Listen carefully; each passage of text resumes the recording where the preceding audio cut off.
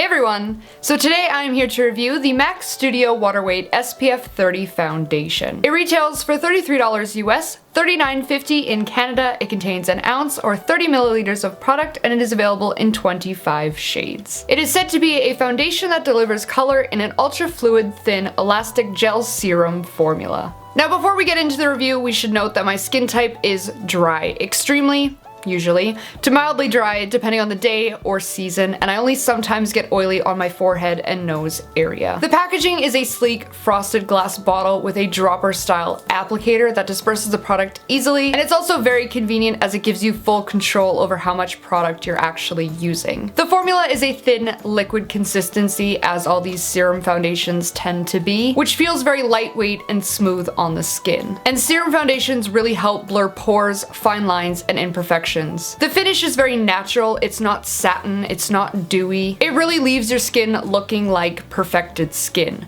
Your skin, but a little better. The coverage of this foundation is also very controllable, which is also a bonus. It can be applied more sheer just to even out redness and discoloration, or it can be applied heavier and built to a medium coverage at most with multiple layers. In the end, with the most coverage I could get out of it, my freckles were still visible, but any redness or imperfections that my skin had prior to application were undetectable. Even the stubborn pores that I have on my nose that we all have and notice on closer inspection became less apparent. And that's the really great thing about serum type foundations. Application is easy and foolproof with whatever method you choose to apply your foundation with. Personally, I prefer applying this foundation directly to my face using my fingers, as it does provide the most coverage, and then going over it with a damp beauty blender just to kind of smooth it out and get rid of any finger lines or places that I didn't blend really well with my fingers. Brushes also work great for really buffing and working the product into the skin. It's very easy to dab or press the brush rather than using circular motions as you typically would for a heavier coverage. Also, sponges like the beauty blender do work wonderfully for applying, but I do feel that I end up using a lot more product that way. This foundation is one that's going to be more forgiving for those of you who have dry or acne prone skin, as it does feel moisturizing when worn, but not enough that people who are combination or oily will want to stay away from it. Despite the fact that I have extremely dry skin and areas on my face, mostly on the tops of my cheeks, I did feel as if my skin was more hydrated once I removed the foundation. I also didn't feel that this foundation left me oily or shiny on my T-zone or nose area throughout the day. Of course, moisturizing and exfoliating your face prior to application will help, especially if you have dry or problematic skin. Since this foundation does seem to become one with your skin once it has time to absorb and fully set, powders and concealers work exceptionally well layered over top without moving or disturbing the product. But at the same time, even though it does feel weightless and it does look natural on your skin, you will want to set it with a setting powder or a powder foundation. Because it doesn't fully set on its own, it may transfer and lightly move around throughout the day, so setting it with a powder will prevent this. This foundation was extremely comfortable, it didn't really feel like anything on my skin, and it wore well over time. It was really only around the 7-hour mark that I noticed the product begin to break down and separate in my expression lines and nose area. But I should mention that this happens with anything and everything that I put in those areas, it's just how my skin works with makeup. So overall, it is a nice foundation and it's bound to work with almost every skin type. The shade selection that they have is quite great, and this foundation really does leave such a natural, soft finish to your skin. For those of you who love tinted moisturizers or BB/CC creams, you will definitely be a fan of this foundation, especially the coverage that it provides. Personally, I usually prefer more coverage on most days, but that was nothing that a powder foundation couldn't fix or supply. So whether you're in the market for a new foundation, you're already a fan of the MAC Face and Body, or you've just been interested in the new serum type foundations, then this one is definitely worth adding to your list to check out. So be sure to let me know in the comments below if you have checked this one out already, what your thoughts are on it, or in general, what your favorite serum foundation is. As always, don't forget to check out my blog for more details, photos, and swatches, as well as like, comment, and subscribe